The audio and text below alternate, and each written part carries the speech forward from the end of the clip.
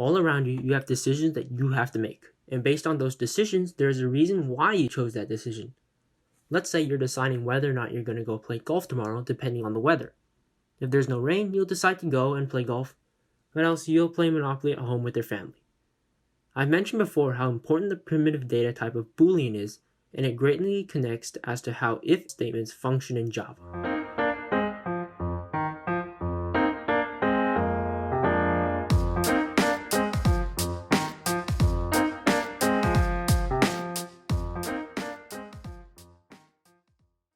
To introduce you guys with a scenario, I don't know when you're watching this, but earlier this year, the coronavirus struck and my school switched from the traditional ABCDF scale to a pass-fail scale. I was doing really good in my math class with a 97, and I was sure to get that A. But then the standard of getting a pass with the new grading system meant that I only had to get at least a 70%. Regardless, I just thought this example was good because I can utilize integers, which is something that we've learned before, and I can introduce if-else statements along with them. So with the pass-fail system, we know that there are two results. If I get at least a 70, I pass the class. If I get below 70, I just fail the class. So in this program, I just want to print out you passed or you failed. And how do I do it with these if-else statements? So I'm going to type if, parentheses, and then I'm going to put my condition inside, which is math grade greater than or equal to 70, and then two curly braces for an if-else code block for that if statement. What we just wrote inside the parentheses is called the condition of this if statement, which results in a Boolean value. So it's either true or it's either false. So if my math grade is greater than 70, math greater than or equal to 70 is a true statement, and all the code between these two curly braces will run.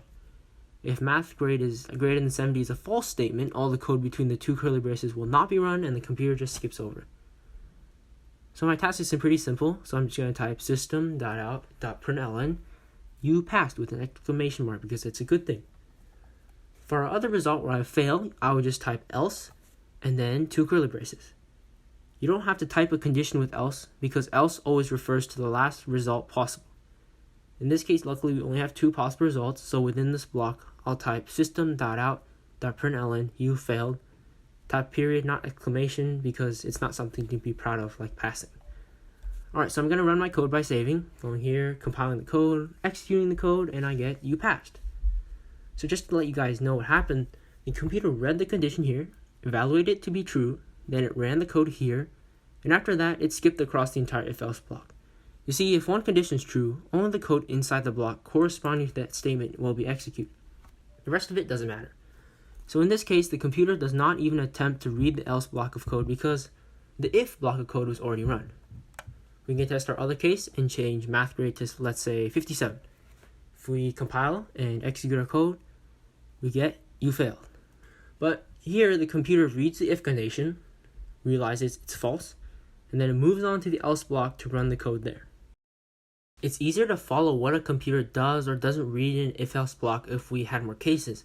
So I'm going to take a step back and bring us back to the original grading system that you're probably more familiar with, the ABCDF scale. So that's where your grade, if your grade's between 90 and 100, you have an A. Your grade's between 80 and 90, you have a B. Between 70 and 80, you have a C, and so on.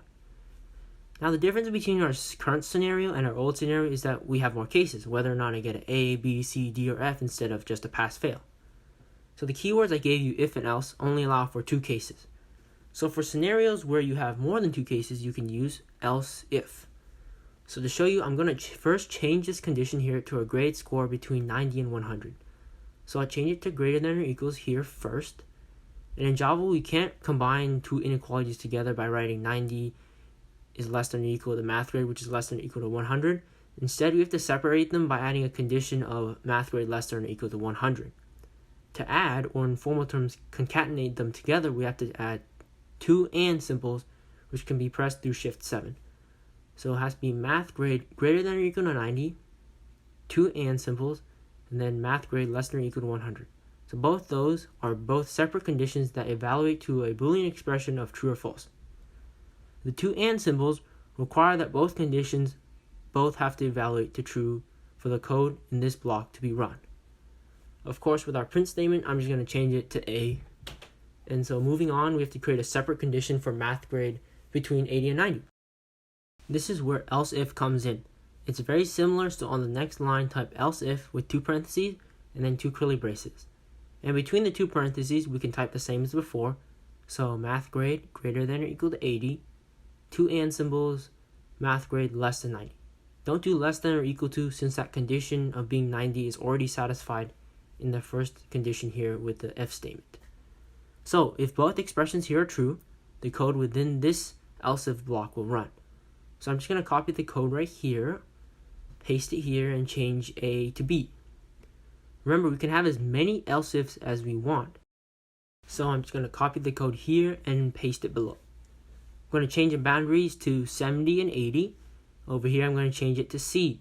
Then do it again. Paste below, change the boundaries to 60 and 70, change the grade to D. Finally, we have to build our case where a student gets an F. There's two ways to do this. We could paste this else if block again and change the boundaries and the grade letter. But think about it. It's the last case where you just get an F grade. With only one case left, we can just use else. Thankfully, here it is. And so all I'm going to do is change here to the letter grade of F. And we're done. I guarantee you this code structure is definitely used in your school's grading system. And we can test some cases. So if we compile and execute with what we have now, we get an F. And then I'm just going to change it back to 95, math grade to 95. Compile and execute the code, and I get an A. Maybe change it again to 65. Compile and execute, I get a D. You can try more cases if you want, and even modify the code too.